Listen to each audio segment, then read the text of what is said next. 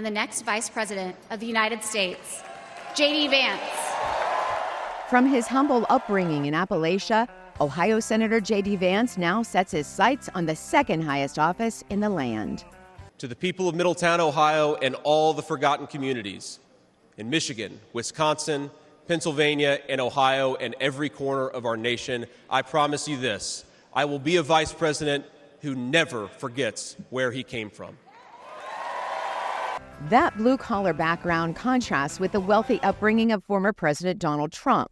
Ohio Governor Mike DeWine says Vance's growing up poor with an addicted mother broadens the Republican ticket's appeal.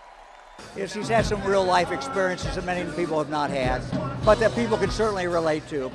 On foreign policy, Vance is hawkish on China and East Asia, but opposes military aid overseas, especially in the Ukraine-Russia conflict. I think Vance's pick is probably causing panic in European capitals. Even though vice presidents traditionally don't actually have that much influence on foreign policy, the fact that Trump selected someone whose views, particularly in Europe, align with his own, I think is telling of where he sees the future of the party. Ohio National Committee woman Jane Timken ran against Vance in his U.S. Senate race, then became his supporter. He also knows how to articulate our perspective on putting America first, and that means securing the border. It means making America prosperous again, and it makes America strong on the world stage. Like Trump, Vance is pro-Israel, against abortion, and blames immigrants for taking American jobs.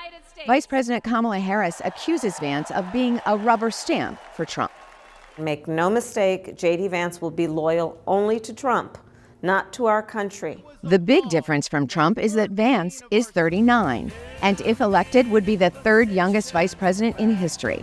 Ohio State Senator George Lang lives in the same district as Vance. I think he's going to bring the youth, and we need that. Our party is a party of old white guys. We need to show that we are diverse, we are open. Bernie Moreno is running for the U.S. Senate from Ohio. He says Vance's age is a plus. It's going to mobilize the voters. I could go right now and say JD, and I could get this entire crowd screaming JD. Hold on one second. JD, JD, JD, JD, JD. We'll see if that excitement continues across the country as Trump and Vance take their presidential ticket on the road. Carolyn Pursuti, VOA News, Milwaukee, Wisconsin.